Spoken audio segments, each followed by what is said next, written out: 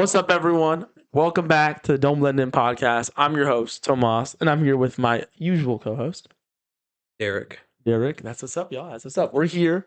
Today is, what day is it? The 18th? The 18th? 19th? 18th. Wednesday the 18th. Wednesday the 18th. That means we are, 3 days removed from the Oscars? But it was 2. I'm not sure. It was Sunday night at 7 p.m. Oh, so yeah. We're 3 days removed from the Oscars, y'all. A lot of big things happened. This is an event that we have been discussing on this pod, like a doomsday, like an upcoming nuclear bomb since the start of the podcast. Honestly, since episode 1, we've been like the Oscars, because we're huge. Not to spoil before we do the news segment. We're huge Michael B. Jordan fans. We're huge Sinners fans. We're also huge Timothy Chalamet and Marty Supreme fans. I am personally a One Battle After Another fan. Derrick hasn't seen it. But I'm going to. I enjoyed Hamnet. I enjoyed a lot of the movies that came out this year. So I've been very excited for this award show. And I am so happy that it landed on a Tomas host episode, bro. Yeah, I am it was meant so to be. happy. It was meant to be. Like, I genuinely, every movie that got nominated this year, I was like, were movies that I love. Not every single one, but most of them, I fucking loved these movies. This 2025 was an amazing year for cinema. It was great. It was an amazing year for cinema. But before we get into all that, news segment. Of course. So, I actually didn't prep for this one. I have no idea what news I'm gonna put out in the world. So I'll let you start. Do you have any news? We'll just go for personal news. Yeah. Excuse for me sitting awkward, moving my arm awkward. Why, you might ask? I got a fucking tattoo last night, so my arm hurts. I'm not showing you guys. I'll show y'all next time. Because I'm actually getting another one today. Yes, back-to-back sessions. Same one, it's fantastic. Right? Huh? Same one. Just different one. I'm getting my arm done today. Done? Done. Yeah. I'm getting the fucking the death prince symbol. You know what? We're done. You haven't seen that video? No, I don't know. I'm not like that. Damn. But yeah, I'm getting the death prince symbol. You know, the symbol that's associated with, you know, the night when the assassins went and killed Godwin. If you've played Elden Ring. Oh. And, you know, you heard about this and that. I'll show you after. Yeah. But I'm excited. That was actually one of the first things that I wanted to get. So I'm getting that done on the inside of my bicep. I got done yesterday the back of my tricep, so above my shoulder. I showed Tomas. But anyways. Yeah, looks good. Looks good. I'll show y'all later. Aside from that, I mean, oh, this is a fantastic, you know, the usual, right? Putting on the music. This is I'm Only the Messenger. I got put onto this Monday when we went and filmed. Yeah, it was Monday that we filmed our Patreon episode. We listened to the Gorillaz album. Tomas enlightened me, and I was actually talking about with my artist Freddie Jazz. Oh, yes. I know what you're really into. I'm gonna tell the people, and then I'm gonna tell them something after that. I'm stuck on that guitar, by the way. Insane. Daniel. Yeah, Masayoshi Takanaka. Takanaka, my goat. Bruh, go listen. Let me add something to that real quick. As y'all heard, I'm the one that put Derrick on the Takanaka. Let me tell you who put me on the Takanaka to give them credit. Okay. Shout out our homeboy Nurbin. We got to bring him on at some point. We talked about him last episode. We talked about him throughout the whole history of this pod. Roberto talked about him when he had him on. Shout out Roberto. Go watch that episode. That's a horribly made episode in the big. Like we made leaps and bounds since that episode. We're yapping. We might need to bring Roberto back on. No, we're gonna bring him back. We're going to bring back on all of our guests so they could see the new set. Yeah, new set improvements. The new set, it's so beautiful compared to the last one, y'all. There's just more spacious. Instead of us sitting here cramped like on the couch, we have a host chair. We have the other host over there. We got room, man. We got real room nowadays. But yeah, man, Takanaka. Go listen to him. Masayoshi Takanaka. Go listen to him. Brazilian Skies. Go listen. My favorite song. Very good stuff. Let me see if I have anything else that I've been listening to, man. I feel like sometimes I tend to throw out the same exact shit that I was listening to last week. This is like the first time I put Derrick onto a musical artist. So this is like a great moment. Like if y'all don't know, I put Derrick onto like so much film and TV and stuff like that, and Derrick puts me onto music. So putting Derrick on the music is a momentous occasion, y'all. It was great, and the music was phenomenal. The music was literally, it was phenomenal. Dude, I love Brazilian Skies. It's so good. I was playing it last night while I was I woke up in the morning. By the way, we live in Florida, so Brazilian Skies is appropriate. I like any Pointed the Yeah, day. yeah. Any point of the So, year, and he pointed damn the near. like Pretty December, much, bro. like in the morning, Yeah, and it's like 70 degrees, brother. Like yeah, bro. you could go to the beach in December in Florida, but no, yeah, bro. Takanak's so goated. Also, if you are gonna go check him out, I will warn you, his whole discography isn't on Spotify. There's a few albums like the Rainbow Goblin, White Goblin. They're Mhm. missing. You have to go watch The them on niche, YouTube. The niche. the niche, They're on the YouTube. niche. Again, Nurbin put me onto those two. Those are on YouTube. Go Ruby's check those lines. out. Go check out his whole catalog. Great guy. I'm not even gonna say that. I was about to say something, but I'm not sure about that. I'm not like super Mhm. tapped in. I think he Okay. was in a band before he had a solo career. Okay. That's I don't know. I don't know. Y'all who are more tapped in, let us know in the comments. Let's Yeah, know let us anything know. about Let us Takanaka. know. But yeah. Keeping on with the actually, I don't know if I asked you. Is he Japanese? Yes, he's Japanese. Okay, because these other guys that I'm gonna say are also Japanese, like jazz. Yeah, Or at least I'm pretty sure they are. he does Japanese jazz fusion. Yeah. So keeping on with the with the genre, go Yeah. listen to Cassiopeia, Casiopea. I love Mint Jams. They have albums also like named albums right after them. And there's this other guy that kind of like got me into Japanese jazz, Ryo Fukui. Ryo Fukui. Very good. I don't know that one. Should I Very good. tap in? Yes, phenomenal. Okay. So go check him out. We should do a Japanese jazz episode. We should. Like We soon. should. 100%. All right. Tap in. Let us know if you want to see an episode talking about Japanese jazz We're and gonna our opinions on go it. listen to some shit, lock in a little bit. We're gonna get that out. But and then of course, it's not a music segment. Got some hip hop in there. So I'm just gonna fire off some cool artists that you should know. But Yeah. if you don't know, then here we go. Very small artist, Clayton Alex. This guy, I don't think people are gonna know really. I don't know too much about him. He's Clayton very Alex. small though. Shout out. And then some bigger names. Man, go check out Jay Worthy, cool Griselda artist. Jay Go check Woody, out shout Larry out. June. I mentioned Larry June last time, and like a sneaky legend that a lot of people may not know. Mm-hmm. Go check out Static Selecta. Static Selecta. He's a legendary producer. Okay. Fucking And I legendary. love to hear about my producers. I'm not really too tapped in when it comes to producers. I'm really a basic surface level guy. You ask me about producers. I got like Conductor and Alchemist, like real surface level shit. Okay. So I love to hear about some deep cut. Nah, bro. Some deep cut producers. Bro. As this podcast goes on, I could sit here. I can name on a fucking laundry list of Static Selecta's up there. I'm for learning me. a lot from you. Honestly. He's up there. He's up there, I'm learning bro. a lot from you. You know what I mean? He's worked with a lot of big names. Personally, I love when he works with Joey Badass. They just mesh so well. He's on some. Yeah, and he's got a whole collab project with Freddie. So Like, fucking legendary. With music, I'm such a listen to the music, don't do research kind of guy. Yeah. So I'll listen to a song and I'll love it, and then I'll continue with my life, and then someone will be like, "I'm gonna put you onto this niche shit," and they'll put me on. And I'll be like, "I've actually heard this, and I didn't even know that it was about." Yeah. Because That's the best way to go about it, though. But that's how I am. Because I'm not as into the interviews and funny enough, the podcast and stuff like that that talk ironic. about music. I actually never listen to podcasts ever. Wow.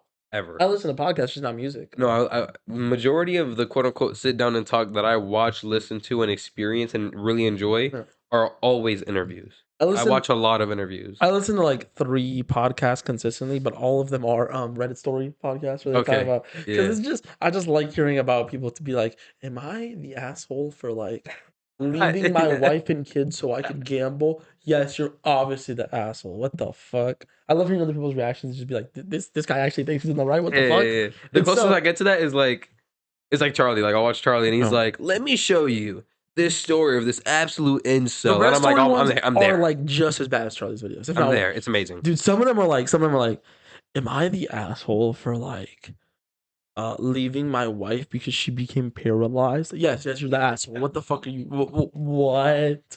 Yeah, like, am I the asshole it's fun for beating my son? Like, come on. And then the other ones are like, am I the asshole for letting my husband beat me? And then I'm like, no. Why do you think you're the? Yeah, right. He said I was in the wrong. Well, no, you're a victim. This is bad. It's always like they're either. It's funny because the ones with like the most tamest titles are usually like the devil, bro. They're evil, and then the one with the craziest titles are usually like I cheated on my wife, and then you read it's like he didn't actually cheat on his wife. You just Oh, okay, it's okay. clickbait. He And just feels guilty. and the one's like, "Am I the asshole for eating an apple?" And it's like, okay. It's like I stole it from a dying person's mouth. I'm like, wow. oh, you should have said that in the title. Nah, What the bruh. fuck? Nah, the only sit and talk is either again, Yeah. like I said, either those Charlie or interviews, Mm. and then, bro, the only other thing I watch on YouTube is like, unless it's gaming, it's this guy like I've actually talked about him before. I was actually watching him on the way home yesterday. Guy named Yeah. Trust Me, bro. I love his stuff. He makes all types of stuff. I was watching, bro. Yesterday I was watching every war crime explained. Yeah, and it's like historically accurate. Like he went through, like all types of ethical war, or I the would. earliest renditions of it. It's great stuff. I take everything that I Great stuff. hear about Interesting history. everything that I hear about stuff like that. I always take with a grain of salt because I'm like, there's so many people that are like actively committing war crimes. They're like, you know what? I'm just not doing that. I'm just gonna say I'm not doing that. And some people believe them. It's a whole thing. Let's not get into all. No, it was just more so the history of it. Not like every Oh, time a war crime has been done. I know a guy. Orlando. Oh no, I know a guy. Anyways, yeah, that's what I've been up to. That's my news. Oh man, I said there's things I want to say that I can't say on the podcast. But That's why you tap into the Patreon. tap into the Patreon. You can hear all about All right. I'm gonna bleep that. They won't hear that. But if you want to know what I said, go check out the Patreon. Go check out the Patreon. We might do a Patreon segment today. Yeah. We'll see. The first one ever, maybe. All right. Let me see. Do I have anything for news? I've been studying up on film a lot recently. This has been like a real productive week where I've been trying to tap in, learn about the real like I'm someone I took a lot of classes on storytelling. Mm-hmm. Right. And I learned as much as I could about that. But I feel like I do not have cinematography down. Like I don't know the things that actually go into filmmaking, not just storytelling. Filmmaking, I'm starting to learn them now. Okay. Because I really want to be tapped in. So I'm doing what I can. I'm also in touch with someone about a potential project coming out. We'll see with all that. Oh, I feel like it goes without saying. I'm still a little sick. Oh, yeah, you've been sick for I'm coming off of it. I honestly feel great. It's like 3 episodes in a row. Yeah, I honestly I really do feel great. It's just my nose is just a little, They can't tell you're sick. I feel like you've been working. You're doing a great job. Thank you. So yeah, I just to let y'all know, that's why I be blowing my nose. I might have a little cough, but I feel great. So. Okay. New segment. Finito. Done. We're getting into the real meat and potatoes now. As y'all can see, and as y'all heard in the intro, we're talking about the Oscars. Or just a guy named Oscar. Or just a guy named Oscar. You know Bad Bunny from Happy Gilmore 2? Oh, yes. We're talking about him specifically. I went to his restaurant. It was great. But on a real note, we're talking about the 2026 Oscars. I would say I was going to say controversial award show, but it's like fuck. Every year the Oscars is deeply controversial. Yeah. No one's ever happy with the winners. No one's ever happy with the losers. But I think some categories were more controversial than others. I think a fair place to start would be with what people want to hear the most. Okay. I think we give them what they want in the gate. Timothée Chalamet versus Michael B. Jordan.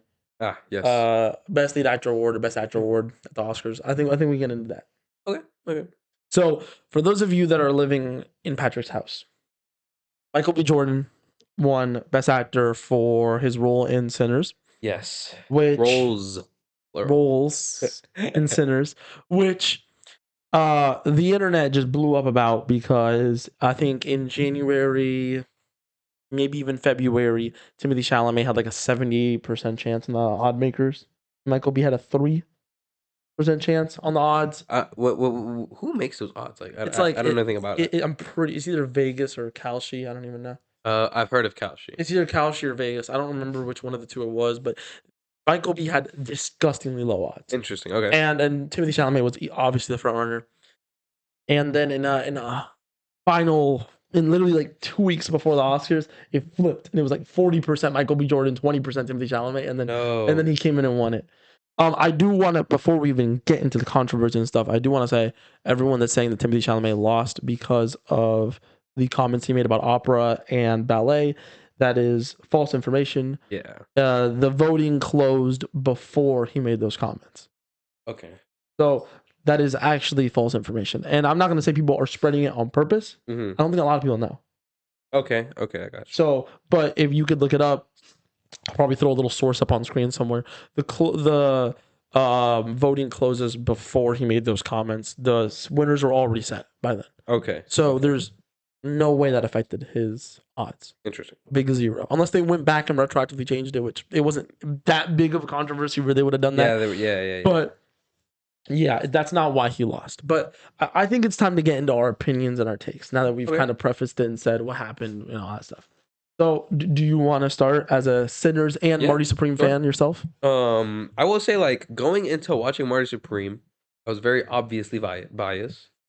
Um, First of all, guys, Michael B. Jordan is my favorite Michael actor. Jeffrey. Michael Jeffrey Jordan. No, Michael B. Jordan is my favorite actor ever. And um, going into Sinners, it was slightly before then that I kind of started learning about the world of cinema, like past just like The Rock and Kevin Hart, and like The goats, the goats. The only thing Chris, you really need to know. yeah, like Chris Hemsworth and stuff. Like No, I I know Chris Hemsworth's good. Don't no, lump no, him yeah, in. but like, Don't lump him in with The no, Rock all and right, Kevin bro. Hart. But like, I knew those guys, and then like Chris Hemsworth because I watched a bunch of the Avengers movies and like Tom Holland because it's about so I started actually learning a little bit. I didn't know. I knew like that Tarantino was famous in film. I didn't really know who he was like that. But I say all that to say, I just around that time when Sinners came out was getting a little more locked in. I found out who Ryan Coogler was, which I should have known a long time ago, Makes a lot of because your favorite films. he made some of my favorite films. Which one of those was Creed? For a while, for a while, Creed was my favorite. And I fell in love with Sinners. I fell in love, and it's still my favorite movie to this day. Now that Ever? being said, yeah, yeah, definitely my favorite. Now that being said, I was super excited to watch Marty Supreme, as y'all saw in those episodes that we were talking about it. Um, that was my first T Shimmy film that I watched. Yeah, I hadn't watched Interstellar. I hadn't watched any of the Dunes. Um, so yeah, I was very excited because I liked T Shimmy, and the first like glimpse I caught of his personality Let me pull was when I something saw up here. him do that one speech. I don't know at what awards it was, but he was talking about drive and comp, and he's trying to be great. And I was like, ever since then, I was like, okay, I like this kid. I want to see how he works. I Marty gotta make sure. Supreme Hold on. was fucking amazing. You said what? I gotta check something for you. So you've only ever seen Marty Supreme. Out of all the T Shimmy movies, yeah, it's the only one.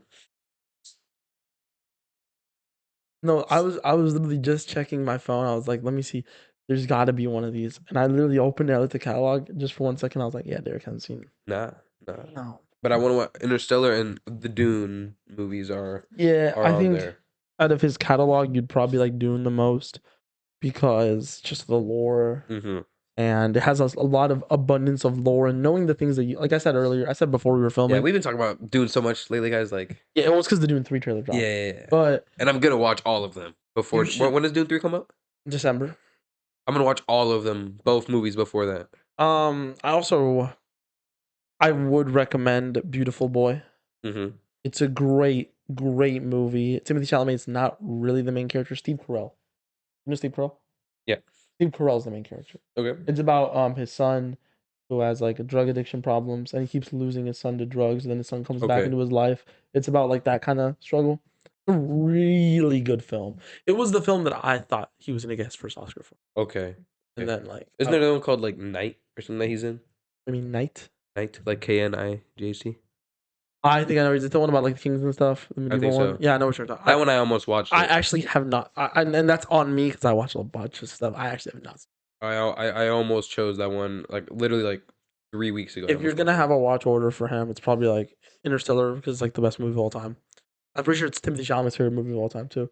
So I seen that he was doing an interview and he's watched it like he loves it. a million times. Yeah, he talks about it a lot. So you gotta watch Interstellar. You gotta watch the Dune movies. Those are some movies I know you'd love. You gotta watch Beautiful Boy. Like there's a bunch of films Mhm. that have been on. All right. Anyways. Yeah, that being said, I mean, I was excited to watch Marty Supreme. Not only is it Yeah. my first Tishimi film, but I already liked what Tishimi was doing. I liked his personality from that speech a lot. At the SAG And Awards, right? was it that I don't know what It awards was it the SAG was. Awards. Yeah. Okay. The one where he was like he aspires to be like. Yes. So, bro, and then we went and watched Marty Supreme, and that shit was so good. It was fucking amazing. And see, this is where everything comes to a halt. At that point, I walked out of that theater and I was talking to Tomas, and in my head, I was like, damn, like, I wanted Michael B. Jordan to win. But going at like walking out of that theater, I waited because I didn't want it to be like recency bias thing. But in the coming days, I was like, bro, if T Shimmy wins this award, You're not I'm mad. gonna sit there and I'm like, yo, that made sense. Because it's hard for me, like, bro, Michael B It's your favorite played actor. Michael B played no, but not even that. Michael B played two roles, and I loved both of those characters. But bro, the complexities with Marty Mauser and how Tishimi like exuded his confidence and he just put off all this fucking braggadocio and showed like whatever the fuck he had going on. This motherfucker could switch the salesman switch on a dime. He Mhm. knew how to appeal to people. He knew his vices, yet he still indulged. And then he would reminisce and think about them Do you think for that's like a split second. And you could tell he just played the role so well. The movie may not have been like my favorite movie of all time. It was amazing and it's up there.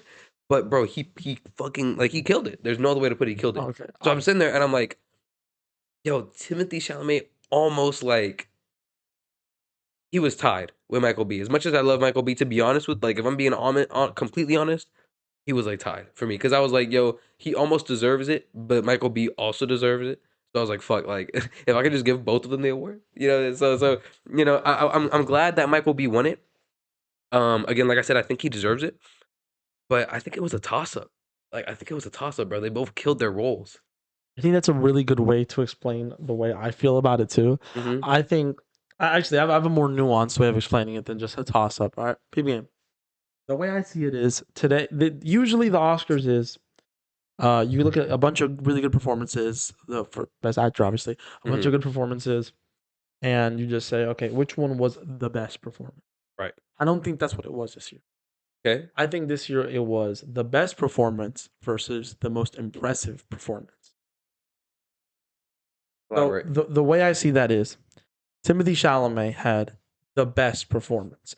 By that I mean he made the character feel believable. He made everything like acting wise. Yes. He Yes. made you Yes. actually Okay. feel like this character was a living, breathing person and a complex person who can do good, who can do very bad, Mm-hmm. who makes mistakes, who completes his own goals in his own ways. It felt like a real, raw character. It Yes. was the best performance this year.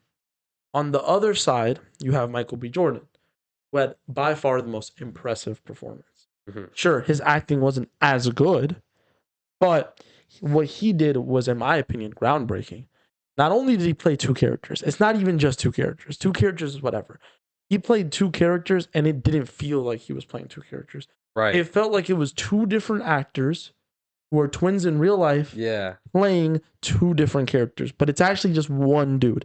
And the way they got that, in my opinion, to go so well is just how vastly different Smoke and Stack feel in the movie. Mm-hmm. Um, they both face the exact same problems and basically the same struggles, but they both view their struggles differently and they react to them differently. Yeah. They don't view the problems the same. They don't react to them the same. They don't act the same. They don't move the same. They're so vastly different as characters, yet so similar at their core because of those problems and struggles they face that it makes it feel like two different characters, but they still feel like family. They still feel like twins. They still feel like they're in it together. Yeah. And that was just so impressive for one dude to do. So it made it like, who are we going to give the Oscar to? Are we just going to go by the name of the category and give it to the best actor? Or are we going to break the mold and instead of giving it to the best actor, we give it to the actor who gave the most impressive performance? That's how I saw it. That's an interesting way to see it. I feel like the the thing that I think about there is like because how they went about actually acting it is he had like a double. Obviously, that person Yeah. wasn't who showed up on screen, Yeah. but like you know when he's handing the cigarette to somebody, like he has to hand it to somebody. You know what I mean? Yeah. So he's kind of directing that person, and he talked about it in an interview. He's kind of like you know Ryan Coog was just kind of like Michael was the guy who was telling his double, his twin, or his stack or smoke, given the scene, right?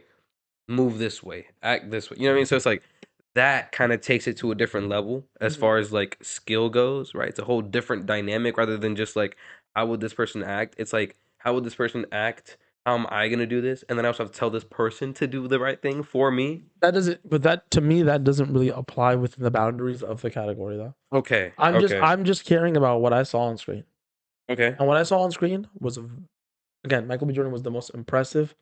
Timothy Chalamet had the best performance. So it really comes down to who do you want to give it to, right? Which is fair. That's how I see it. I personally also think that I don't lean bias. I'm obviously more biased for Timothy Chalamet. I'm a bigger Timothy Chalamet fan. Mm-hmm. But in this situation, when I look at it, it was like you give it to Timothy Chalamet, you give it to the best actor. You give it to Michael B. Jordan, you give it to the most impressive actor. I don't really care who wins as long as it's one of these two and as long as they're consistent. Yeah, I agree. As long as if something like this happens again, they give it to the guy who did the more impressive performance. I'm here with it. I agree. I'm I here agree. with it. I also feel like for me, why it was kind of difficult for me to sit and be like, because I always specify this is opinion, Yeah.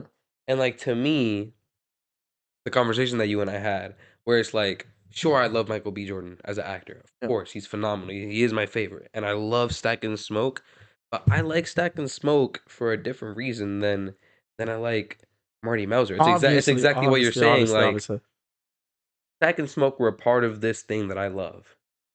Marty Mauser was arguably just the thing that I love about the movie. Don't get me wrong, like I love Marty Supreme as a whole, Mhm. but it would not be it would be dust. It would be like a fucking pair of shoelaces on the ground if it wasn't for That Timothy, bro. that's in the He only did hold on. so I gotta dispute that. amazing. I gotta dispute that. I gotta dispute that. The only reason why it's like that is because Sinners is not about Smoke and Stack. Yeah, I know. But Marty Supreme is a goddamn biopic I about know, this dude. and that's just what it is, right? Just Obviously it's off the gonna be facts. yeah, obviously it's gonna be that one character makes the film when one character is literally the film That's what I'm versus two saying. characters that are within the film. Which makes it a little bit harder for me to be like, yeah, Smoke and Stack, like Michael B definitely deserves for the performance, but like Marty Supreme, it's named after him. I think And he did it so you gotta look at it fucking in well. Like that's what makes it hard for me because for me, I'm like, yo, this character is part of this thing that I love, and like I love Sinners more than I love Smoke and Stack, and I love Marty Mauser and Timothy Chalamet playing him more than I love, for example, the cast around him. You know what I mean? And the buildings that he was running through, than the setting that he was in. Whereas I love the historical accuracy of Sinners. I love the music in Sinners. I love the design behind Sinners we're and gonna the get into meaning. Sinners as a film Yeah, later. I promise like you. that's what made it hard Yeah. for me to decipher. That's why me being honest and being like both of them deserve it to me was the only right answer. Because I love Michael B, but I can also say I also love Smoke and Stack because I love Sinners so much. But that's not the category. That's why I was like, if Timothy Chalamet wins this, I'm gonna be happy. I'm gonna be just as happy, It's not for me that if not both of happier. them deserved it. It just depends on what they value, and that's who deserves it. Exactly. That's why to It's me, not either one winning would have been because I great. don't think they're equal in the same ways. You know what I mean? Yes, They're exactly. just they both did two very different things very well. So it really comes down to what do the voters value more, Hmm. and then the voters apparently valued more this impressive performance over this by the textbook great performance. And they decided, hey, we're Exactly. gonna go with Michael B. And I think that's the choice. The choice is whichever one they choose. Yeah. I'm not upset as long as it was one of those two. I'm not upset. Mhm. That's the main thing. Yeah, because I agree. By the textbook, I feel like I also Timothy. will say I feel like you said something there that goes against the big internet opinion, which is good. I like when Hmm. nuance takes and all that. You like Marty Mauser as a character. You Yeah. like the. A lot of people are of the take, and I think this is to be frank, a dumb take Okay. that you can't like Marty Mauser because he's a bad person. So you're telling me you watch movies, right? You don't Like like Darth Vader? that's what I'm trying to say. Wait, what? Like you can't like a villain. I don't think anyone likes Marty Mauser the same way they like Superman. You know what I mean? Right. Like Yes. Superman is someone you aspire to be like. You aspire to stand up for people, Hmm. and you don't aspire to be like Marty Mauser. Yeah. You just kind of you watch the movie and it's entertaining and he's a good case study and it's more like, hey, I don't want to be that guy, but watching him make his mistakes makes me not make the same mistake, or Yeah. not really makes me not make the same mistakes, but does you're supposed to not do what he Yeah. does. But it's also just like from a normie perspective, like Uh, it's a movie. yeah. And not only did Timothy Chalamet fucking like from the little bit that I know from talking to you, right? About knowing a little more about acting and what it's supposed to look like, and directing a good Mm. movie and what a good movie is supposed to I'm look still like. learning. As I'm learning a I'm little still bit, learning. I don't know right? shit. I see Timothy Chalamet, and I'm Yeah. like, not only did he murder that, but then if I'm just going to buy some tickets to some film, it was a Mm. great film. It It's was a great film. It was a entertaining, great film. and Timothy Chalamet. I feel like the difficulty in that is to have such a complex character and play him so well and have it be entertaining. It's like not only was, and don't get me wrong, right? Like Smoking Stacker also. Safdie knowing where to put it and how to film it and all that obviously helped with the packaging, but Timothy being able to also package his character in not only a digestible way by everybody, because guess what, you're supposed to relate to the guy in a little bit, Yeah. in some ways, but also he's entertaining. And you sit there and you're like, exactly, I'm not gonna make those mistakes. But watching him was amazing. You're And you can't supposed to dispute that. like You you're like I just don't see how anyone could dispute that. because the He's an amazing people character. don't understand that you're supposed to like a lot of people. Obviously, a lot of people do, but Yes. some people really don't understand that you're supposed to relate the character and hate the character at the same time. Yes. It's kind of like a now this might be a major stretch because these characters aren't really super similar, but I guess in this way they are similar. It's kind of like Shinji from Evangelion. Mhm. You're supposed to see a little bit of yourself, just enough of yourself in Shinji to make you uncomfortable, but you're also supposed to hate him just enough where you don't like that you see some parts of yourself in him. Right. That's what Marty Bowser is supposed to be. You're supposed to see just enough of yourself in him where you're like, I can relate, but you're also he does such bad things that you uncomfortable that you could relate. Mhm. And that's I think there's something beautiful in that.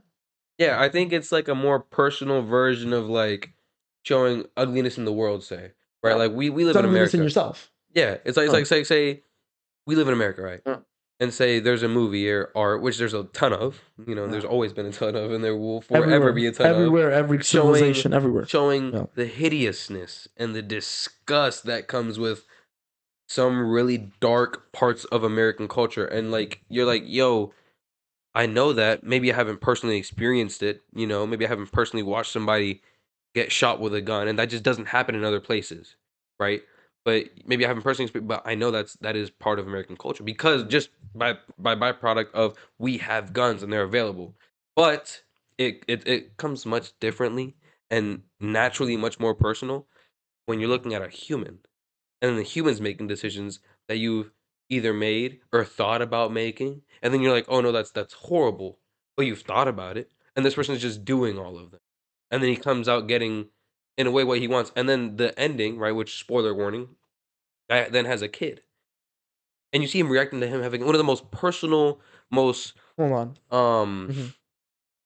fuck, what's the word, vulnerable moments of anybody's life. You've just become a father, and then you were caught cheating, you were caught doing horrible things Yeah. to some horrible people that are close to you. Like Mhm. all these things, and then inherently that makes everything more personal rather than just seeing police brutality paintings. And then people are like, "Oh, now I hate the police. Oh, I don't like Marty because, oh wait, Marty's part of me." I think that's what makes it a little bit more uncomfortable. One is you have to face societal failings, right? And it's really easy to remove yourself from societal failings if Exactly. you're not in a position of power. Meanwhile, when you see your own failings on screen, it's like, oh, Way different. that's how like should they probably don't. That's how politicians should feel watching movies where they show systemic issues. Yeah. They probably don't. They probably don't give a fuck, but they probably should feel a lot more like that. But anyways, that's why people are more comfortable seeing a movie where it's like they show problems with the system because no one likes a system. Yeah. But then it's like when you see problems with yourself, it's more like uncomfortable. I don't like it. Yeah, because now you're sitting there and you're like, "Oh shit!" But Like, I will add, I think a very good thing the movie does is it doesn't give Marty what he wants in the end. He doesn't, by no metric does he succeed. Zero. yeah, He didn't make a exactly. fucking dollar. He didn't compete in the tournament. He doesn't succeed. And it's because he's a bad person that he doesn't Yeah, succeed. He gets this, he does in the end do through self-actualization and stuff like that. He does end up getting a positive outcome in a way mm-hmm. which he deserves because of the progress he made throughout the movie and the self-actualization that he Yes. had at the end. But he didn't get all of it because he didn't deserve all of it. Yeah, he's a broke father now. He's a broke father, but at least he was able to get his pride back and be Yes. Kodoendo because it's like that's he got what he deserved, which is he made a few steps forward, so he gets a small little reward for it, but he still Mm-hmm. hasn't made enough steps forward, or we can give him all. Exactly. And that's Yeah, he doesn't get to have his cake and then exactly, devour it. exactly. He just gets to have a cake and he can stare at it a little bit, but he can't eat it. Yeah, yeah. By the way, that saying is wrong. Not to get too pedantic, but like that whole thing of like you can have your cake and eat it too. If you have a cake, you can eat it. No, yeah. I've never ever used that, You but know this is what? You like know the what the only original way. saying was supposed to be? What? You can't eat your cake and have it too. You can't eat a cake and then still have a fucking cake. That's actually how they caught the Unabomber. Interesting. Wow. History lesson. The Unabomber was really like obsessed with like being pedantic and being like a little, nitpicky. Oh And yes. he wouldn't say have your cake and eat it too. He'd say another altered version of it to Mm. actually make it like the original saying. And he wrote it in like the Unabomber manifesto or whatever. Yeah. And his brother saw it and he's like, "It's my brother. Oh wow. It's my brother." This I fucking watched a dickhead. video on the Unabomber, and they talked about how his brother caught the manifesto, but they didn't say it was that detail. It was because he was like, "Yeah, it's fucking dipshit. My brother's the only dipshit that says it like that." Interesting. So Yeah, 'cause he was no, a fucking psycho like genius. He was very smart. he's very smart. But no. So yeah, that's what just get off topic right there with the Yeah. Unabomber. Hey, a I quick, lost my yeah, train of thought. quick 5 second, history lesson there. But getting all the way back to it, I do think that the character, just to like wrap up this little mini segment of problems that I have with people analyzing this film, is you're supposed to not. Marty Mauser is a bad person, and you're not supposed to aspire to be like him. That is a very important thing. And when people say they like the character, most people say they like the character the way that you yourself might say you like the Joker. You know what I mean? The way people like BoJack Horseman, for example, it's like this is a realistic character that could happen in real life, but he is a bad person, and maybe some things that he does you could relate to. Maybe you relate to his ambition, his drive. Maybe you relate to, but that doesn't mean that you should relate to the certain aspects of him cheating and fucking this dude's wife and fucking the Yeah, other. it's kind of like you're just reading a book, and you're like, a genocide happens or a character dies, and you're gonna say, "Yo, I like that character died because then this, and this." Yeah, You know what I mean, it doesn't mean that it's good. Darth Vader didn't do great things, yeah. but you like Darth Vader. You like Anakin because he's complex. Marty Yeah, Mauser is also complex. I do think some of brings the hate. depth. I do think some of the hate on his character comes from the ginormous wave, fucking cloud of hate around Timothy Chalamet's name, Well, yeah, which I don't. I don't personally get it. I get people who are like, "Oh, he's overrated. He's overrated." I'm like, just sit down and watch his films. All of his films are overrated. He's mm, not. He's not overrated. Go like watch his films. yeah. It's like Michael B. Jordan, I think, also had a cloud of hate at some point around his name like this. It's just that he's such a nice and positive guy.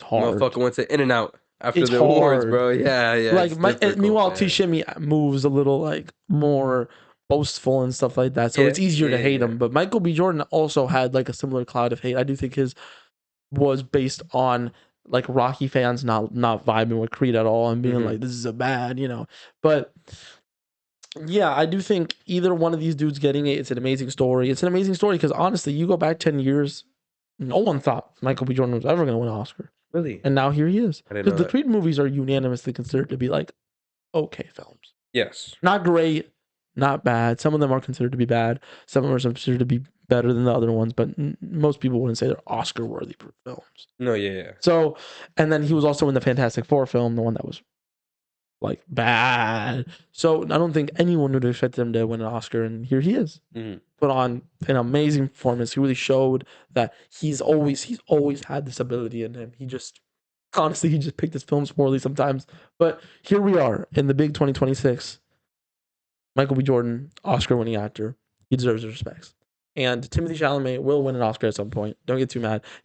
Also, if you're one of his fans that is really like upset over this, just remember the day after the Oscars, he dropped the Dune 3 trailer. He's already looking to the future.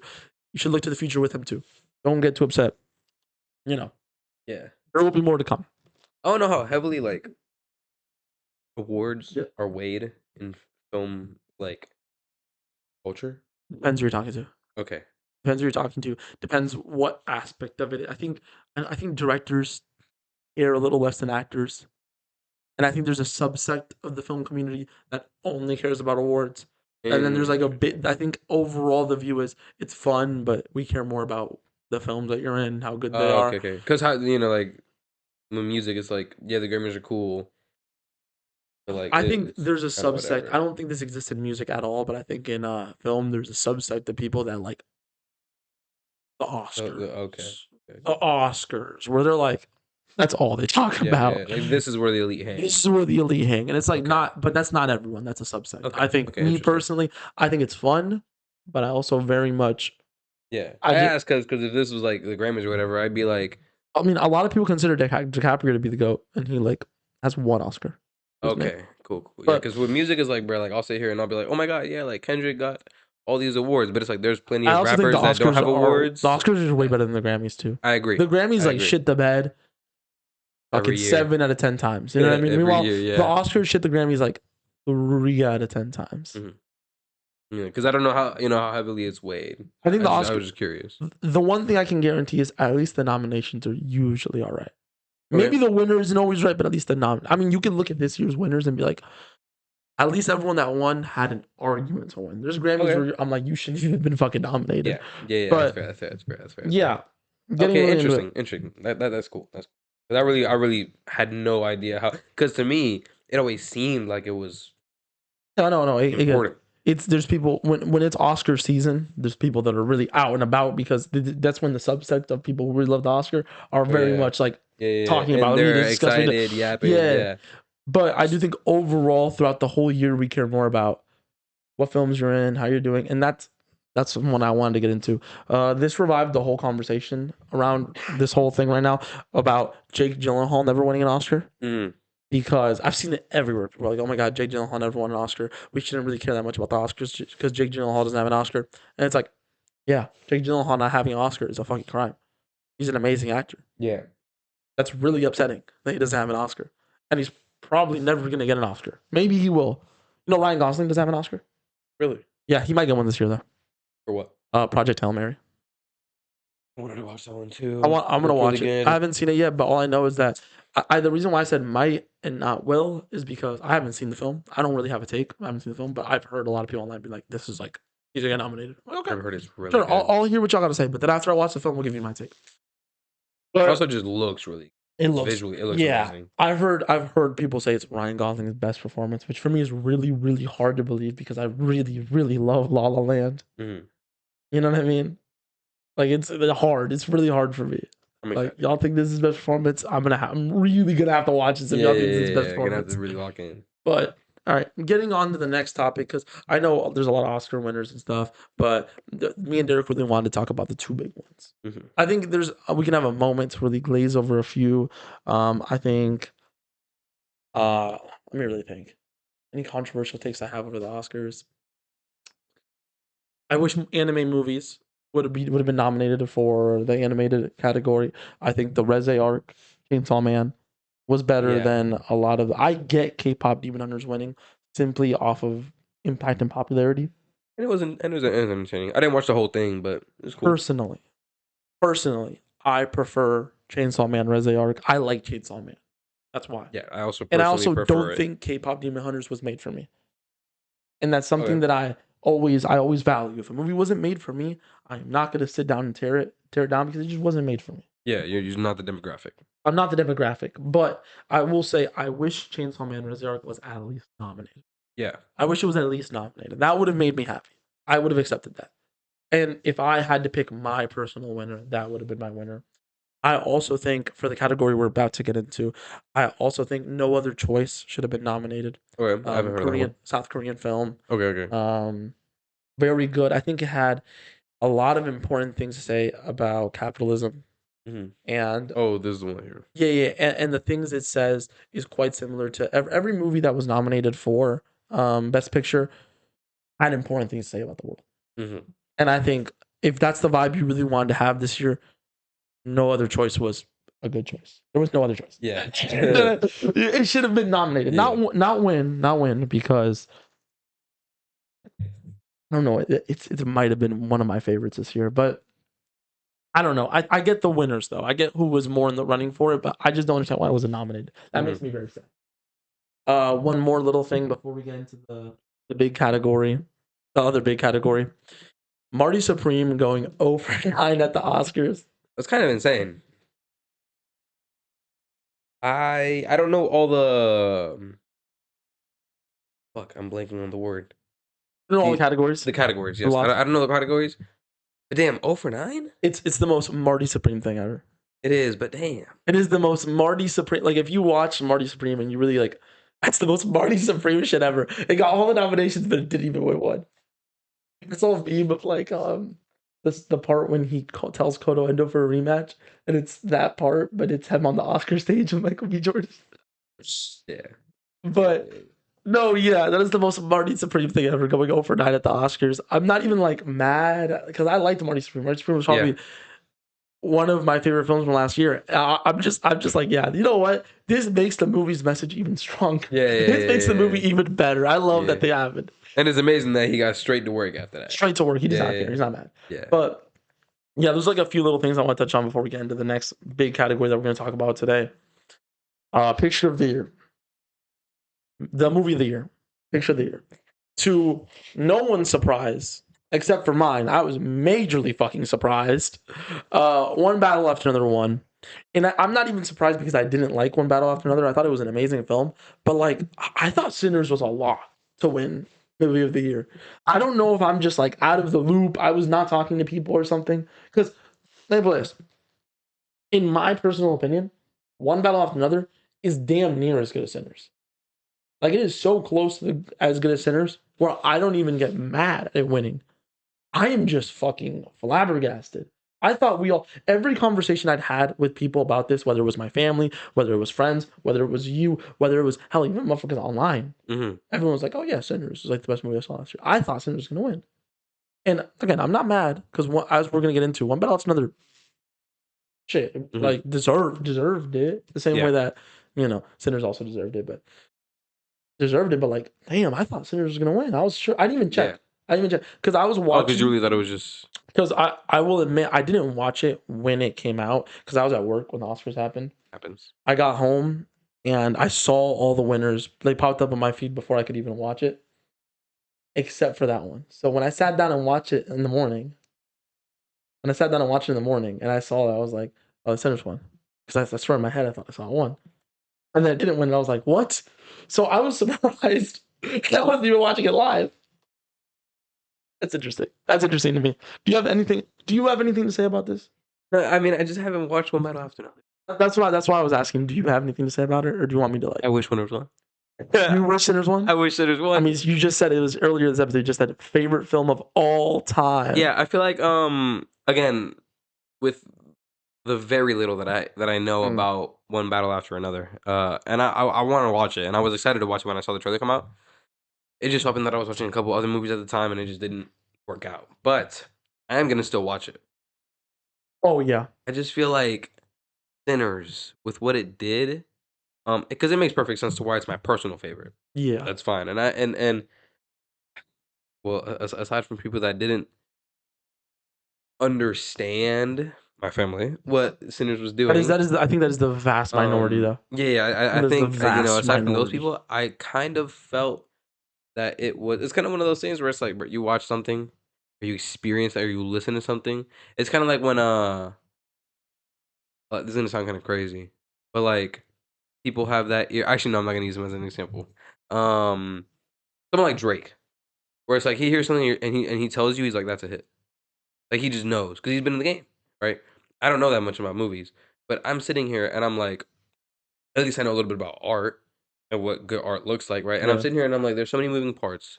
There wasn't a single bad performance. The genre blending was great. It was historically accurate, and it had Michael B. pull off his best performance ever. There's no way. Okay, I can explain that a little bit. Way. I can explain that a little bit for you. You know what I mean? Sinners is by far, when it comes to like being artsy, and as you could tell, I mean, look at where we are. We fucking love our artsy bullshit. Yeah, like the real nerd shit is where I hang. The real that's what we like. The beautiful shots and the beautiful. I love that so much. Sinners was clearly like the best. Like fucking, there's no debate there. One Battle After Another is a lot less artsy and a lot more grounded and realistic. And I just think the Oscar voters like that more. And that's fair. I mean, that's 100%. That's what I think, and I know a lot of people are going to kill me and tell me no, it's because of this sort of thing. I think it really came down to both movies are very similar in quality in the sense of how good they actually are, except for one is clearly trying to be an artistic film, and the other one was very much grounded. I don't think Sinners is grounded. I think Sinners says there we have these grounded issues that I want to talk about racism and inequality, especially. So, and we're going to show it to you in a grandiose artistic form because that resonates with a lot of people. Yes. On the other side of the alley, you have One Bed Off Another that says we have these important issues about race and inequality that we want to tell you about, but we're going to tell it to you in a grounded, realistic way because we live in a grounded, realistic society, Right. and that also resonates with a lot of people. And I think the Oscar voters looked at it and said, do we prefer this artistic, like these beautiful shots and this symbolism with the vampires? So it's not actually about vampires. The vampires are symbolism. Exactly. Or are we going to go with this very much grounded? The bad guy is exactly who the bad guy would be in real life. Yes. And they said, we're going to go with this because we like this more. That's our personal thing. And I think that's why it won. I think that's why it's won. Because the main difference is, like I said, the villains in One Battle After Another are rich people, the military, the government. Mm-hmm. Like, it's who are the villains in real life? It wouldn't make sense. You know what I mean? Meanwhile, in Sinners, vampires. But the vampires aren't supposed to be vampires. They're supposed to represent, again, like colonialism and like, you know, and we got the KKK trying to suppress the way of life and stuff like that. Yeah. The KKK was the more realistic antagonist, but the vampires are not like supposed to be vampires. They're vampires, but that's just symbolism. Mm-hmm. You know what I mean? That symbolism of like they steal the culture and then they integrate you into their culture. Mm-hmm. That's how I saw it, at least. Right. That might be a bad analysis, but my personal analysis. So because of that, it makes them two films that are trying to say something quite similar. They're both, again, speaking on racism and inequality. Two very different ways of doing it. And I think the Oscar voters just said, hey, we like this one more. On top of that, One Bad After Another has seniority over Sinners because of the actors, because of the directors, and the Oscars are very much like an old people's ceremony where it's like, we're going to give the actors who've earned their chops, the actors who are, and Michael B., in my opinion, has, but I don't think in the Sinners, in the voters, they don't think that Sinners has earned its chop because Ryan Coogler's a young man. Mm-hmm. Michael B. Jordan's a young man. The lead of the movie, I forgot his name, the actor's name. Of what? The lead of Sinners. Oh, bro, now I'm gonna Miles Catton. Miles Catton is another young man. These are not actors who have really earned their job. Yeah, for those audio listeners, I'm doing quotation marks. Earned their jobs. They don't have the tenure that some of these other guys have. So the Oscar voters would have said, hey, these movies are very close in quality, but we like the way this movie told the story better, and they also have familiar faces that we love a lot. We're going to give it to this one. Right. But I don't think One Battle After Another should be discredited as a winner at all. I think it's an amazing film. I think it's a very, very relevant to what's happening right now. Yeah. I'd even make the argument that it's more relevant than Sinners simply because it is directly addressing what is going on right now. Right now. Yeah. Sinners is more of like a timeless, this could apply at any moment in history. Mm-hmm. Even if somehow 300, 400 years down the line, we get rid of racism and inequality, you could still look back at Sinners and say, this is a moment in history. Okay. One Battle After Another is not that. One Battle After Another is very much like, this is what's going on right now. And sure, moment in history, but Sinners is more like, this is an era where it is a movie that takes place in this era, and like, was it the 40s? I don't remember the 30s? Exactly when it takes place in like the 40s, 30s, might have been the 20s. You know, yeah. It takes place around 100 years ago, give or take. And it was a while ago, for sure. It was a while ago. And that movie, still, the message still applies today. Yeah. Meanwhile, One Bad After Another is very much like things that are going on absolutely right now.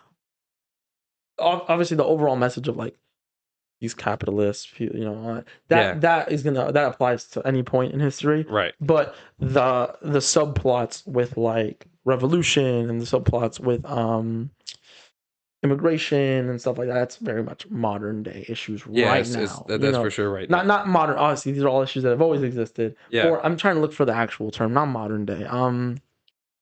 Hot button issues that matter right now. Okay. They're in the news cycle right now. People care about it right now.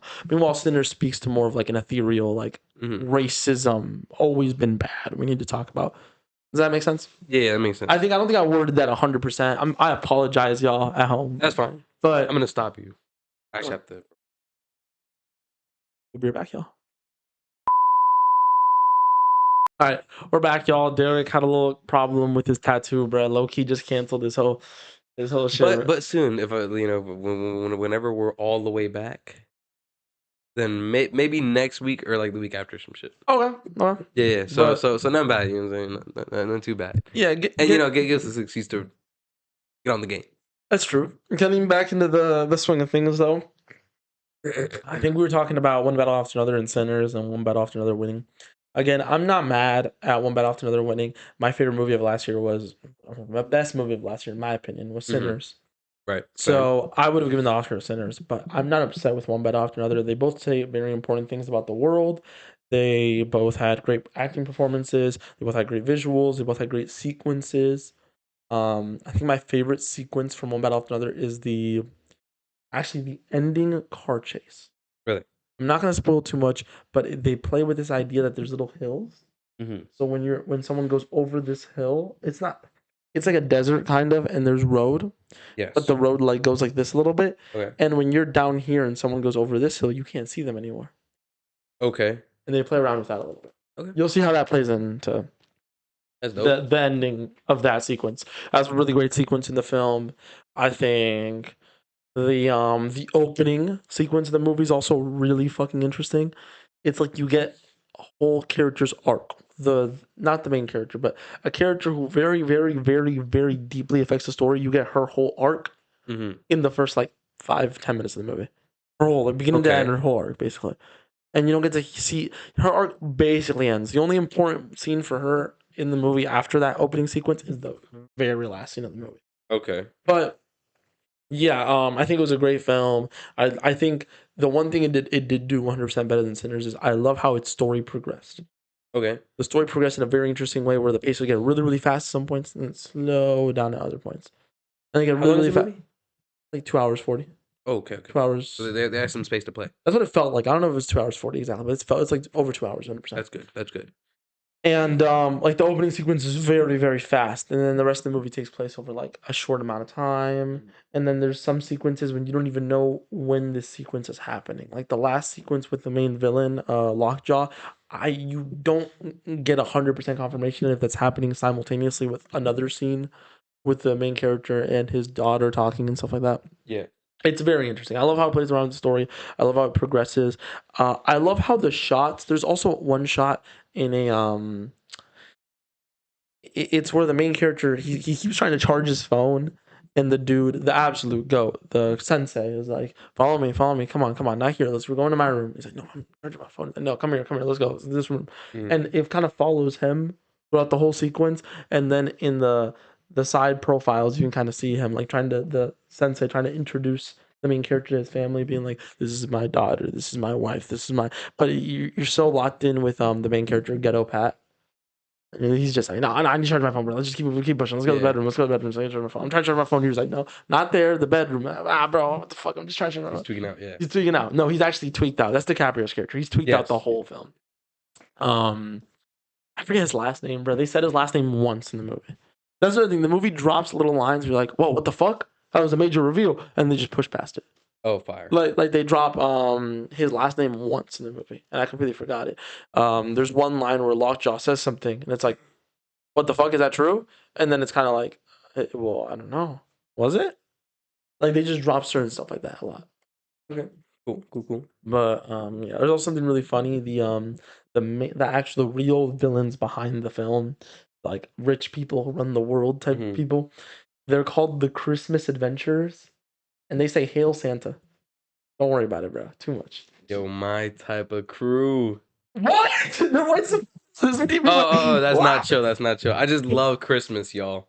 No, there's literally a scene where he's like, we can't let him into the group.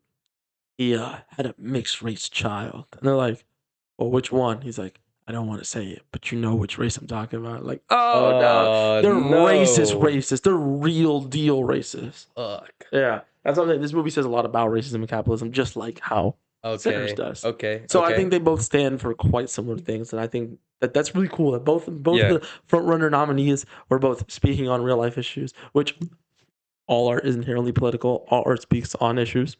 All good art is inherently political. Maybe not SpongeBob. SpongeBob is pretty good though. I gotta lock them in with the Yeezy slippers. The Yeezy slippers, are they tough? Yeah. All right, but I think just to wrap up this whole Best Picture category, I was very surprised one battle after another winning. I'm not upset at it though.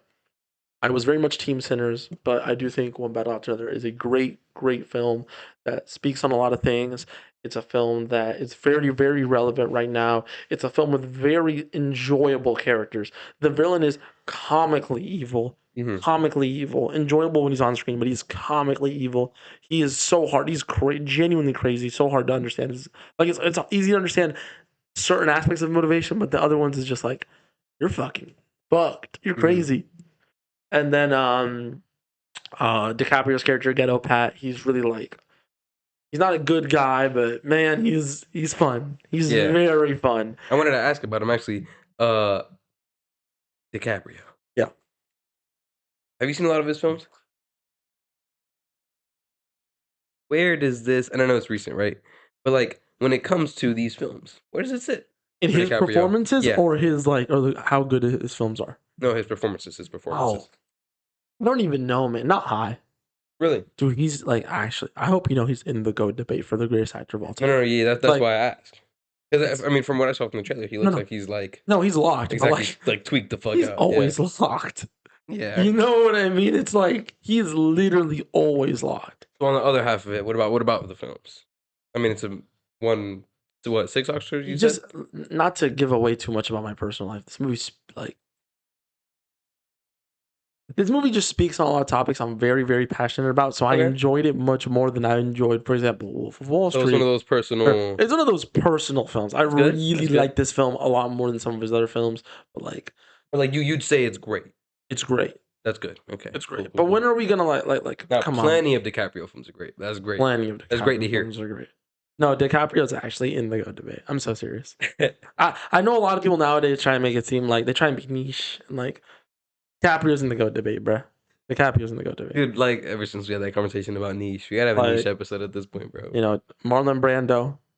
I know none of these takes are niche takes, and y'all want everyone to be like, my greatest actor is actually no. I'm a basic motherfucker. Marlon Brando, Daniel Day-Lewis, Leonardo DiCaprio. Not niche. Not niche. I am very much like. Well, I mean, they are loved for a reason. You know what I mean? They're popular for a reason because they're actually that good. I think of this like generation, I think we've got Robert Pattinson is slowly becoming nasty underrated. I mean, and this is getting into what we're going to talk about in a second. Predictions for 2027. This brother is about to be in. Let's not even films that he's already been in. He's in the next few years. We're going to see him in The Odyssey, Dune 3, and Batman Part 2. Think about that. So excited for Batman Part 2. And no one ever brings him up when it comes to one of the best. Like this dude, first of all, the range of his voice is really crazy. If you look at the accents, he has in real life, he is British. He has an English accent. But the range of accents he can do, I've seen him do a Southern accent. There's one horror movie, did an amazing Southern accent. My girl put me on the game. She actually showed me the TikTok, being like, "Look at this accent. That's really good."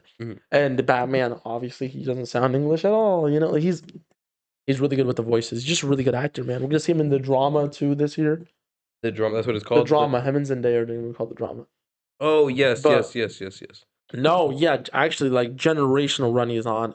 Talking about Zendaya, another great actor of this generation, Zendaya. She's again this year. She is going to be in The Drama, The Odyssey, Spider-Man, Brand New Day, Euphoria season 3. She's in everything, bro. I feel like a lot of the things aside from like Spider-Man that she's been in, I haven't really been excited to watch. You're excited for The Odyssey. I'm excited for a lot of the things. Dune, she's also in Dune Part 3. She's like literally the main. And it's interesting, like Zendaya, to see her growth as an actress. Because bro, like I used to watch her back in the what was that show called?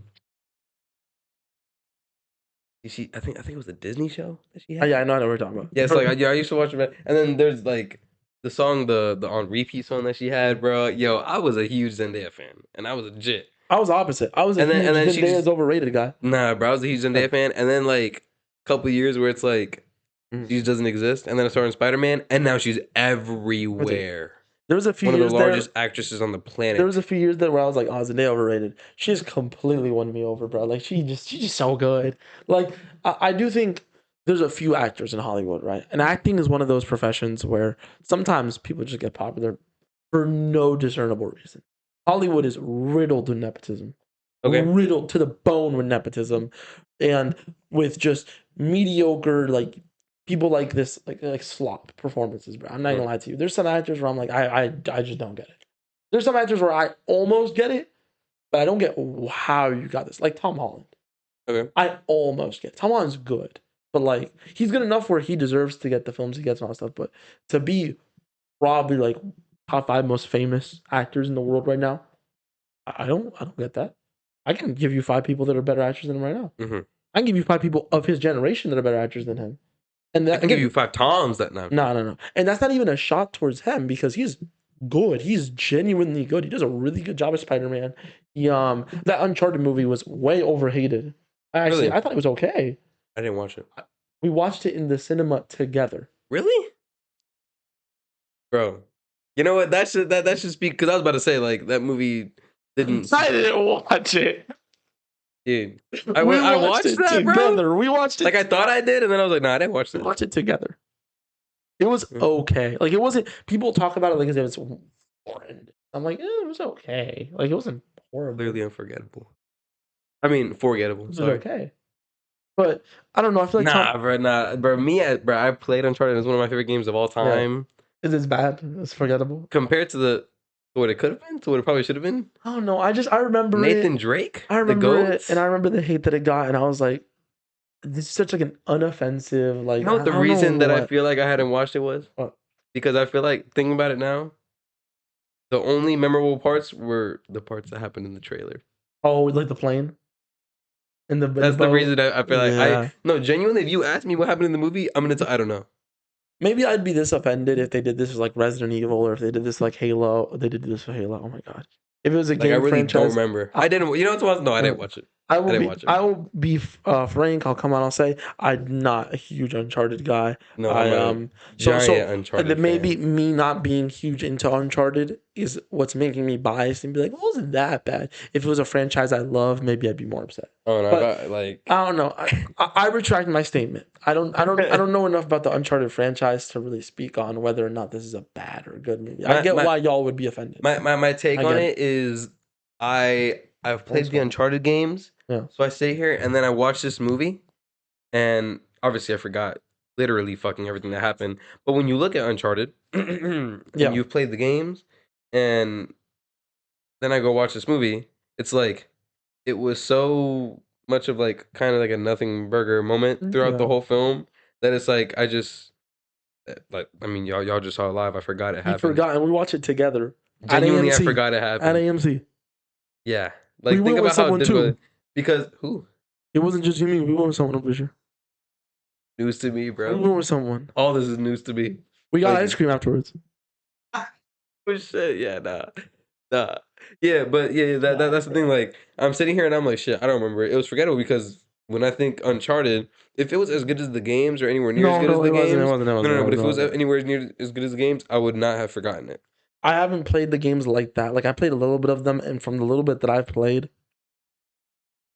so good. It's better than the movie, but the movie is. But again, Tom Holland wasn't horrendous. No, it wasn't Tom Holland's fault. No, Tom Holland isn't. I don't think Tom Holland is horrendous in like almost anything. No, it's just nothing happened in the movie. I think Tom Holland has two big problems. His biggest problem as an actor, I think, is his agent.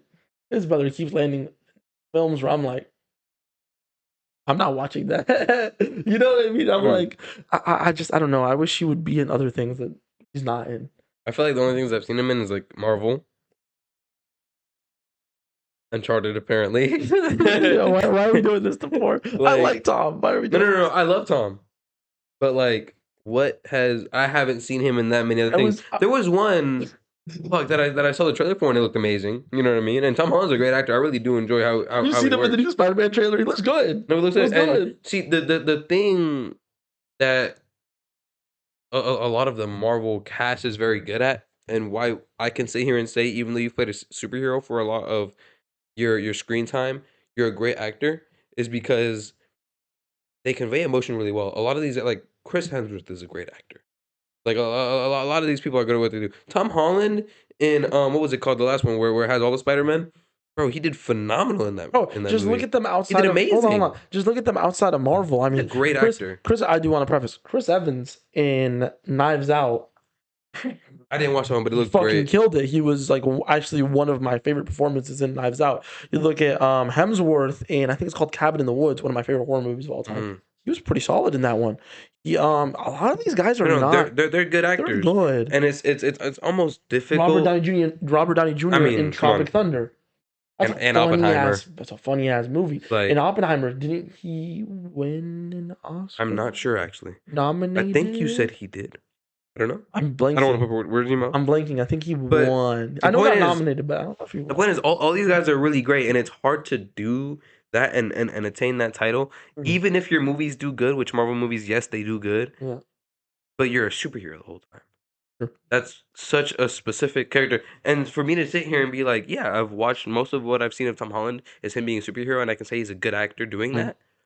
But he's not only a good actor doing that, as in he's a good Yeah. actor of being a superhero, but so much of what he's been as a superhero has shown that this guy has talent. It's very easy for me to say the Uncharted movie wasn't his fault. Oh, okay, The okay. Uncharted movie was But not his I fault, brought this. I and brought I this haven't whole seen thing some of up. his other things, but I'm sure he's been great in them. I brought this whole thing up to say he is good. He's He's a not good great, actor. but for some reason he become ridiculously popular, and that happens in Hollywood. Not every popular To be fair, he actor. is Spider-Man. Not every popular actor is great. Some of them are just popular because The Rock was a WWE wrestler. Because Tom Holland is Spider-Man. Not to say they're on the same level. Tom Right. Holland murders The Yeah, Rock. The he's Rock better. is like actually bad, and I Kevin. have so many good memories with According The to Rock, Cat man. Williams, Kevin Hart is an industry plan. So I don't know. I've had so many like fond memories with these guys.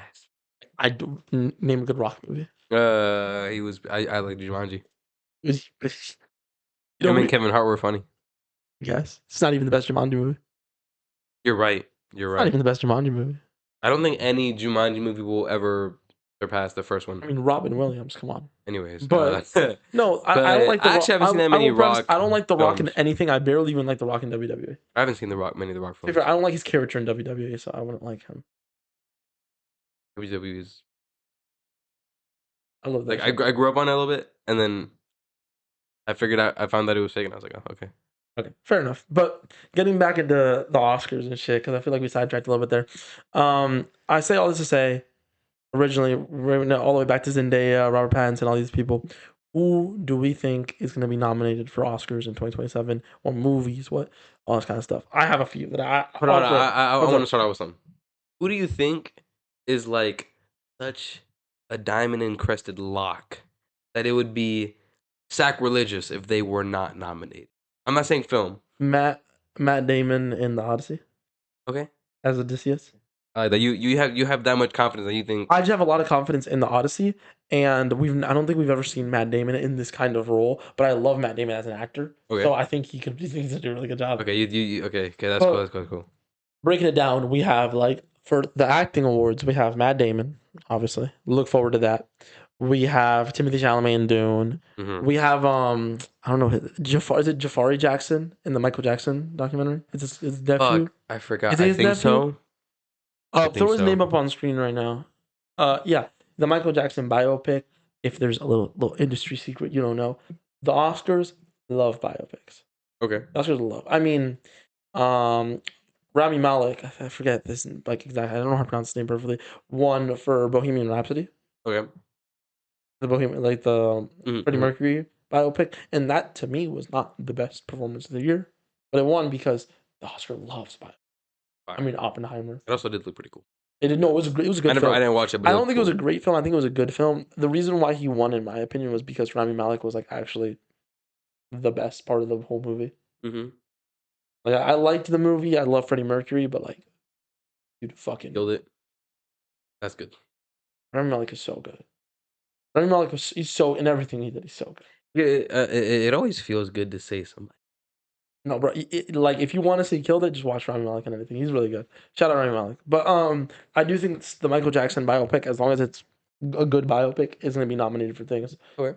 It's certain in my mind. I think. I feel like it would be a little against everything humanity has ever stood for it to not at least be nominated for something about its soundtrack. I feel like if it did, like imagine the Michael Jackson movie doesn't get nominated for soundtrack. Dude, that's bad. Yeah. But we do got some other films to look forward to this year. We've got we got Digger, we got the Odyssey, We've got Spider-Man: Brand New Day. We've got Dune. We've got Avengers: Doomsday. We've got Is like that 26? I'm like almost 100% sure it's 26. I thought that was 27. We've got a lot of shit. We got I'm actually really looking forward to I saw the drama trailer when I was watching Marty Supreme, and that I was actually like I was lucky like I don't even know what it's about, to be honest. it's Zendaya and Robert Pattinson. They're gonna get married, but we Yeah, don't I've been know. seeing some things about that, and like, It sounds like there's gonna be a plot twist. okay, That's what everyone's like saying. Like this movie's hiding a secret. it definitely looks that way. It's hiding a secret, and I'm Definitely really looks excited. that I'm really way. excited to find out what the secret is. I will. I will. I'm so ready for this to happen. People are gonna say no, no, no. Robert Pattinson is gonna win Best Supporting Actor for Dune Part 3. Really? I don't know why. I just have a feeling. I Write just it have a feeling. down. Write it I have a down. feeling. I have a feeling in my soul that he is gonna be either he's gonna win it Best Supporting Actor, or Zendaya is gonna win Best Actress for Dune Part 3. Something is gonna win on Dune Part 3, and it's either gonna be soundtrack. Michael Jackson biopic, my bad. Maybe. Hans Zimmerman's the GOAT. Hans Zimmer's the GOAT. My GOAT. So I absolutely believe in that. Bet the 1000%. house on it. Bet the house on either Michael Jackson biopic. I think it's just what's it called. It's just called like Jackson. I don't know. Like the Michael Jackson biopic winning a best soundtrack, or Dune Part 3 winning best soundtrack. Dune Part 3 is gonna win something. I just love Dune. Mm-hmm. I just love Dune. I think it's gonna win something. Scared me. My fault, bro. That's how I feel like every single time my tattoo touches anything. Marvel movies don't tend to do well at the Oscars, but I think that if one of these movies is gonna have a shot to do anything, even to get a nomination for that, it's gonna be Brand New Day. Because Yeah. Spider-Man is just so popular, and if you've seen the trailer for the movie actually looks pretty good. It looks like Tom Holland's about to put in a good performance. Paint it. It looks like they're gonna do the Man Spider arc. Definitely. He turns into a big spider. Mm. And the thing is, in the animated series from the 90s, the Punisher is in that arc, and the Punisher's confirmed in this movie. Okay. And there's really a scene where he's like in a cocoon. What? I can't speak. Cocoon. A cocoon. A cocoon. Yeah. Like a cocoon, and he also has organic webbing now. Okay. Oh. So it's kind of like we saw some of this stuff in the trailer. So it's like it looks like they're gonna do the Man Spider arc, Fire. where he slowly turns into like. By the way, it is in the animated show. That shit gave me nightmares, bro. Like, there's a part where Peter Parker literally sprouts 2 other arms, human arms, Human arms. and then eventually turns into a full like man spider guy. Jesus. No, it's something. Oh, It looks like Spider-Man. if that's the arc they're adapting, and it's gonna get real freaky and scary in these streets, Yeah. bro. And I think that might get it nominated for something, but I am very very much stuck on Dune is gonna win something, and Odyssey is gonna be nominated for a billion things. Mm. I think That's definitely the one that I'm most excited for. I'm most excited for Dune. I was most excited for the Odyssey, and then I found out Dune's coming out this year, and I'm like, I'm just such a fan of the Dune series. Where it's I'm like, so excited for I'm the just so Odyssey, excited bro. for Dune. I'm so excited for both. I think Matt Damon's, unless the Odyssey's bad, which No chance. Christopher Nolan, no chance. Yeah, no chance. I think Matt Damon's gonna win Best Actor. I'm hoping this is like the most, which is gonna be tough because Oppenheimer probably has my number one Was beautiful. spot. Wait, hold on. This is very important. And I'll put something on screen if I'm just speaking nonsense. If Beautiful Boy was nominated last year, that means we are at risk of seeing Timothée Chalamet lose 3 years in a row. Hey everyone, it's editor Tomas here. I just wanted to point out the fact that it's not actually Beautiful Boy that was the first nomination that Timothée Chalamet got in this run. It's actually A Complete Unknown. Aside from that, the point still stands. It would still be his 3rd nomination in a row that he loses if he loses next year for Dune. I just want to clarify that. Back to the episode, y'all. Not gonna happen. He's probably gonna get nominated for Dune because again, we are looking at the end of Paul Atreides' story, and if you've read Dune Messiah, He's gonna cook. Yeah. So Timmy's probably getting nominated again. And Hopefully he wins. There's a world where he loses to Matt Damon for the Odyssey. There's a world where he is three years in the running lost. 3-0, fuck. He's not 3-0. I'm pretty sure he'd actually be 4-0, but or 5-0 even. Dude, he is. When people say he's picking up DiCaprio's torch, you know. But then again, DiCaprio's in the GOAT debate. Just so you know, the whole DiCaprio torch thing, how really close aligned it is. The whole Marty Supreme like everything around it is really, really, really similar to Wolf of Wall Street. Really? It's really, really similar. An actor comes out, they do a performance that the whole movie is based around. Mhm. The movie is a biopic about a terrible, terrible guy. And you watch the movie and he plays this terrible, terrible guy really, really well. And it's the movie that's gonna give them the Oscar finally, and then they lose. Yo, I did not fucking realize how like Close. It's what? close. I So just recently watched Wolf of Wall Street. Wolf of Wall Street is like the same concept, not similar at all when it comes to the messaging, but kind of similar concept to Marty Supreme. Yeah. And it was the movie where they're like, Leo's gonna get the Oscar, and then he killed it. and then he didn't get it. Fuck. It's just like, no, Timmy's really picking up the torch, bro. And there's a year where he loses 3 in a row. There's a chance. I mean, we're gonna see. There's a world if Matt Damon see. kills it in the Odyssey. I think there's a world. Fuck, I'm so excited for the Odyssey, bro. I'm so excited for the Odyssey. I just love Christopher Nolan. But I really do hope the Odyssey is the most. Because again, Oppenheimer holds my #1 spot for this right now. But I hope the Odyssey ends up being the most beautiful picture I've ever seen. Okay. I hope so. Oppenheimer's the most beautiful picture you've ever seen? Probably. I think the most beautiful picture I've ever seen is Interstellar. Yeah, Oppenheimer's probably it. And but it's Oppenheimer's beautiful and like not your typical like, oh my god, the butterfly and the colors and the nah.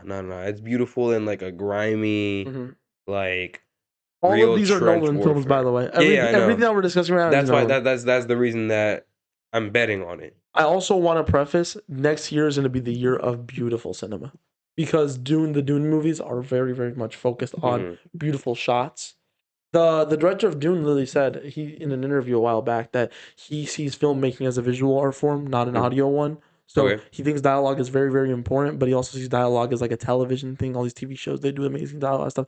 Meanwhile, in cinema, you got the beautiful shots. Yeah. So his goal is to like write a movie with no dialogue, just like straight beautiful shots. Really? You just get the story from the shots, from what you're seeing. Like a mute film, yes. Yeah, not like a mute film. He didn't say that specifically. He said like along those lines. Like my goal is to get as least amount of dialogue. Like I want to tell my story through visuals. So not exactly like literally no words. No words. More like and Dune is really good for that. Obviously, Dune has like iconic dialogue. Yeah, I mean, speeches, the speeches. Yeah, but like also, it tells a story a lot through the shots. It tells a story a lot through like the visuals, and I think this movie has potential to be a beautiful film. Obviously, right now the GOAT of telling a story through beautiful shooting is Christopher Nolan. And we're gonna get a Christopher Nolan film this year, which is what gets me so excited because like how he like frames certain things, you know, like Interstellar. So there's easily the most beautiful. I literally got bro, edit. You look at that and it's like on my phone about that. You know that, right? Bro, like he's he's already framing it for success. We're talking about space. We're talking about stars. We're talking about worlds colliding. He sets himself up for success. You look at Oppenheimer. Oppenheimer is like a sand colored diamond. Yeah, it's gritty. It's not what you would expect. It's beautiful in the most unexpected way possible, and it's also like it's sand. Nobody think like you see sand and you're like, oh, I have sand in my shoes. Ew. Let me tell you something. But it's beautiful. That's why I'm so excited for Odyssey because bro, you're sitting yourself in a fantasy world where so much greatness happens. Well, I know there's like theory that it actually happened, but no, I'm not saying. I'm saying mythological. Yeah. But there's fantasy aspects, assuming right it didn't like exist. Mythology has fantasy aspects. Yes. But you're sitting yourself in this world where it's like, bro, this pocket already has all the potential. Interstellar had the potential. Oppenheimer had the potential, and he murders it all. The Odyssey is literally like the first story. So it's cool bro, he sits himself in these positions, and it's like, yo, this chair has all the buttons. You just gotta know how to use them. And he knows how to use them. And he knows how to use them, bro. I actually got an edit on my phone talking about this the other day, where it was like the first upgrade, second upgrade, final upgrade. And it was like for cinematography, and the final upgrade was Interstellar. I'm pretty sure. By the way, one of the movies that I really appreciated that was there. I appreciated 2 of the movies that were there. La La Land. La La Land is beautiful, bro. I know it's trendy. It was trendy like a little bit ago to love La La Land, and now it's not trendy anymore. And when things go out of the trend, it's like, oh, we don't want to talk about it anymore. But La La Land is actually genuinely a beautiful film. And they also had The Truman Show. Amazing. I love The Truman Show. I don't know. Good one. I really love it. I think it's like, I wouldn't say underrated because it's iconic. But Yes, I think it's under discussed. I'd like to have I more agree. conversations with people about it. The amount of conversations that I have about Marvel on the daily, where people are like talking about Marvel. Oh yeah, I wish we yeah, would talk yeah. about the Truman Show a little more. You know, Yeah, I that wish we talk makes about sense. Oppenheimer a little more. We should talk about just some great films. But just so y'all know, next year we got some beautiful films. Yes, I think we're gonna have a beautiful Oscars. very quality And films. I know no one listens to us for this, but please try and keep the discussions respectful when it comes to like the Oscars and all that. Like we can acknowledge that Michael B. Jordan deserves the Oscar without tearing down Timothy Chalamet. We can Yes, acknowledge that Timothy Chalamet had an amazing performance without tearing down Michael B. Jordan. Honestly, you can think that Timothy Chalamet deserved the Oscar and not tear down Michael B. Jordan. It's really easy. All you gotta say is, I think he deserved it, but I think the other guy also did a great job. It's exactly. that simple. It's You that don't simple. have to It's say that like simple. Michael B. Jordan deserved it and Timothy Chalamet is overrated, or you don't gotta say Timothy Chalamet deserved it, Michael B. Jordan is overrated. You don't gotta say any of those things. You could remain respectful, and I think when you're respectful, it opens you up to experience a dialogue where then you can talk to Timothy Chalamet fans as a Michael B. Jordan fan, and you can talk to Michael B. Jordan fans as a Timothy Chalamet fan, and you can learn more about why people loved this performance. Yeah, So just try to remain respectful in all the discussion around the Oscars. Obviously, if you aren't, you're probably not gonna listen to us. But I just want to put that yeah, out. and that goes for everything. That goes for everything, Yeah, everything in the world. Be respectful. like I was watching a video, Drake and Kendrick fans, Yeah, and this dude was just being disrespectful. He was just a dunce. I get Just a that one. I fucking get a dunce. little more just because the artists themselves aren't being respectful. Like No. Yeah, it makes perfect sense. But like the guy was just like, oh yeah, this guy has never done anything, and like you're not only wrong. like you're not only wrong, but you're being disrespectful while being wrong. I don't even know which one they're talking about. And you're wrong because both of them have done so much. Like I don't even gotta know if And they're it's like talking about Drake or Kendrick. and it's like I feel Yeah. like with film, it's like it makes even less sense because you're sitting there. And it's like okay, this person had an idea, and they put it onto the big screen, and people went and enjoyed it, and then this person had an idea, and they went and enjoyed it, and both of these actors did great things, and then you're hating on them. I'll tell you why I see some things a little differently. It's like when we get hate on for our podcast. Mm-hmm. I don't really care unless it's unvalidated. Mm-hmm. If we were being disrespectful about something you enjoy and you want to be disrespectful back to us, totally get that. I fully respect that. That's perfectly fine. But if we were being respectful and then you want to be disrespectful, that's when I'm like, oh, this has no value. Yes. But like when I say this blank and blank is shit, and then you want to talk about no, you're shit. I'm like, you know what? I said it was shit.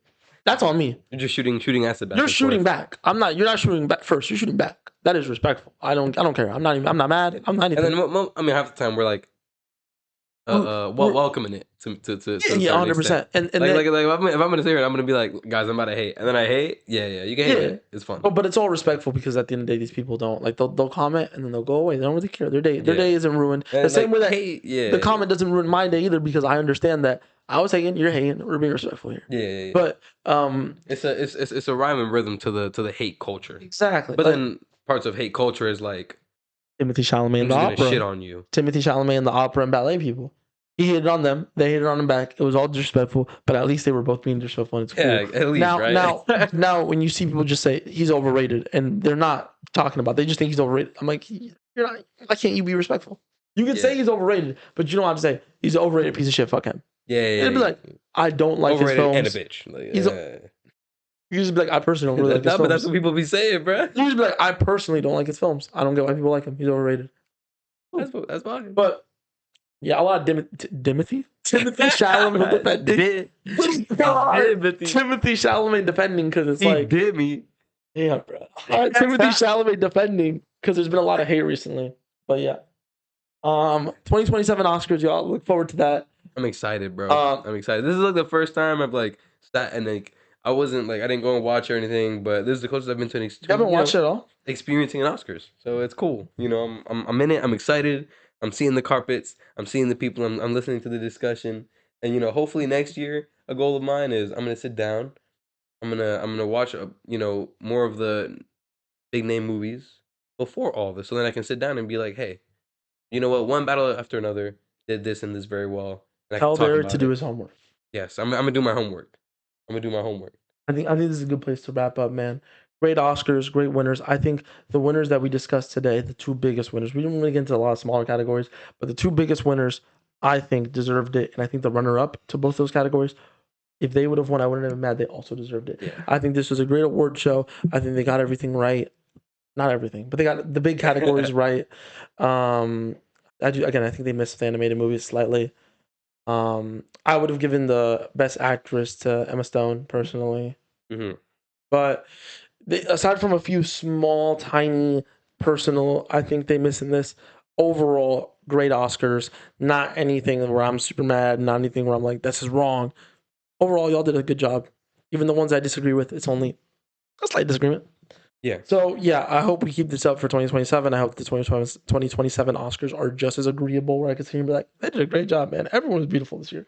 I'm going for better. I think they're going to be better. And I'm excited to see some great films next year. Again, like we said, The Odyssey, Brand New Day, Dune Part 3. I'm going to watch all of them next year. What else? I'm excited for the drama. I'm excited for The Digger. I'm excited for like a lot of these films I'm very excited for. Can't wait to see them. And can't wait to tell y'all about them. There's a lot of great coming in, man. A lot of great coming in. So, yeah, we love y'all. Stay safe out there. Yes. Have a good rest of your week. We'll see y'all next week on Friday. Go read something. Peace out.